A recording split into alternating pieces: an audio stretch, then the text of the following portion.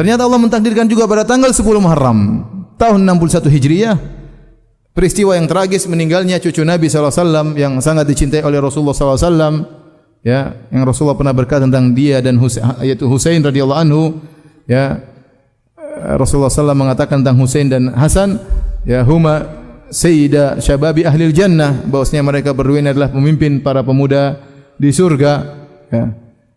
Dan ini menunjukkan kemuliaan Al-Husain, namun dibunuh dengan tragis pada tanggal 10 Muharram di Karbala, ya, oleh pasukan Ubaidillah bin Ziyad. Akhirnya Husain terbunuh radhiyallahu taala anhu. Dan akhirnya ada sekelompok orang, sekelompok manusia yang dikenal dengan Syiah atau Rafidhah, yang mereka merayakan 10 Muharram dengan cara yang lain, yaitu dengan memukul-mukulkan pedang kepada tubuh mereka, menghantamkan rantai kepada tubuh mereka sehingga berlumuran darah, ya. Kalau ditanya kenapa kami merayakan kematian siapa? Al-Husain. Bagaimana yang dirasakan oleh Husain dan keluarganya tatkala itu, penderitaan yang mereka rasakan, maka kami ingin merasakan sebagian penderitaan mereka. Sebagian mereka ada yang tidak mau minum karena mereka mengatakan Husain meninggal dalam kondisi kehausan. Kita ingin tahu bagaimana rasanya kehausan tatkala badan berlumuran darah dalam kondisi apa? Haus. Sehingga mereka melakukan hal demikian. Bahkan mereka sudah melatih anak-anak mereka sejak kecil, sudah diajarin demikian. Sehingga diambil pisau atau pedang sedikit-sedikit di kepala sang anak agar darah kemudian dilumur-lumurkan, ya. Ini itu mereka lakukan. Inilah kebiasaan orang-orang Syiah. Dan ini adalah kebiasaan yang salah dan ini tradisi yang ngawur. Tradisi yang bertentangan dengan syariat Islam. Kita bilang harusnya tanggal 10 syariatnya apa? Puasa. Harusnya puasa sunnah. Bukan melukai diri, bukan menyiksa diri pada hari tersebut. Kemudian apa yang mereka lakukan tersebut, ya, bertentangan dengan hadis-hadis Nabi. Nabi SAW mengajarkan kalau terkena musibah untuk bersabar. Ya. Kata Nabi SAW, "Laisa minna man darabal khududa wa syaqqal juyuba wa da'a bid'awal jahiliyah." Bukan dari golongan kami orang tatkala terkena musibah kemudian menampar-nampar pipinya, merobek-robek bajunya dan menyeru dengan seruan jahiliyah. Kenapa? Hal itu menunjukkan protesan terhadap takdir Allah. Makanya di antara dosa besar adalah niyahah, meratapi mayat.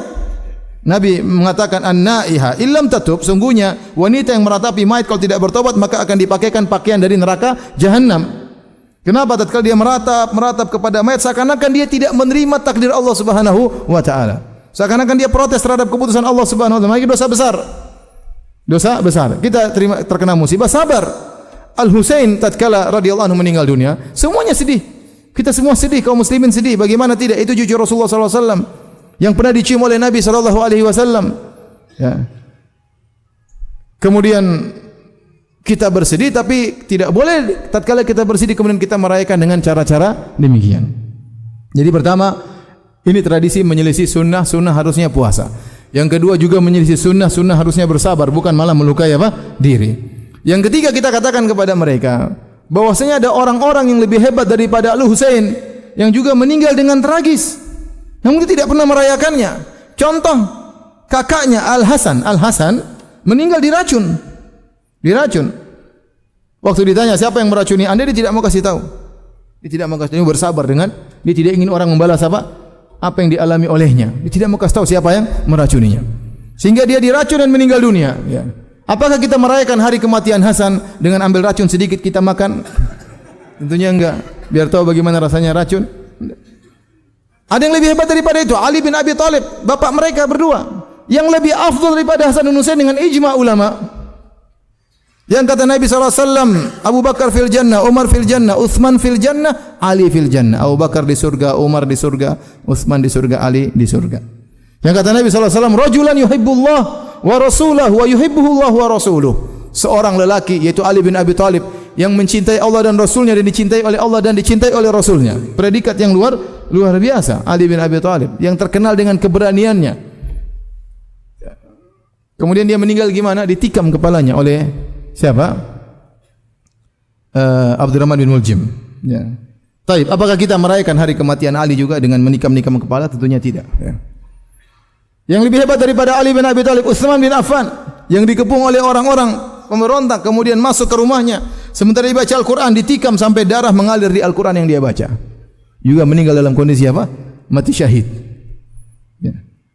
Yang lebih hebat daripada Utsman, Umar bin Khattab radhiyallahu anhu, yang kemudian tatkala sedang salat subuh ditikam oleh Abu Lu'lu' al-Majusi. Sedang salat meninggal di mihrab Nabi sallallahu alaihi wasallam, sedang salat jadi imam, ditikam.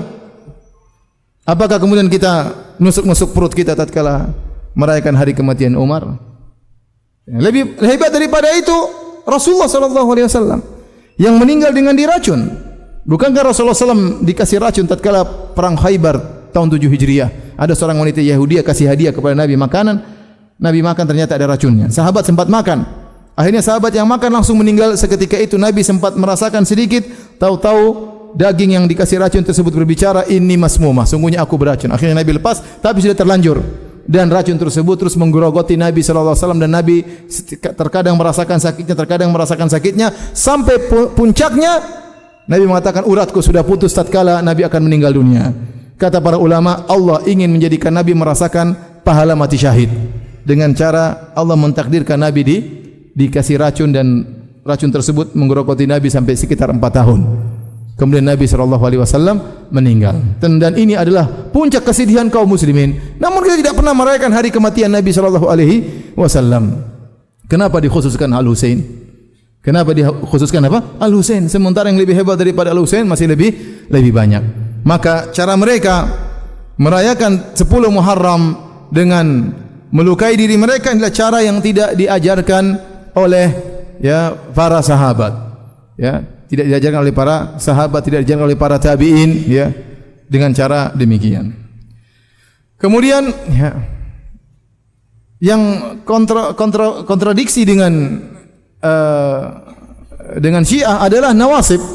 Nawasib adalah golongan orang tidak suka dengan Ahlul Bait, benci dengan Ahlul Bait. Mereka benci Ahlul Bait, maka mereka gembira dengan kematiannya Al-Husain. Mereka terbalik, gembira dengan kematian siapa? Al-Husain. Mereka tidak suka Ahlul Bait. Maka mereka pada tanggal 10 Muharram mereka merayakan dengan kesenangan. Mereka buat kue, buat makanan, bagi-bagi rezeki, sedekah pada hari tersebut, dan datang hadis-hadis tapi hadisnya dhaif semuanya. Dan mereka berseberangan dengan orang-orang Syiah. Berseberangan dengan orang Syiah. Dan ini juga adalah kesalahan dalam mengagungkan bulan Muharram.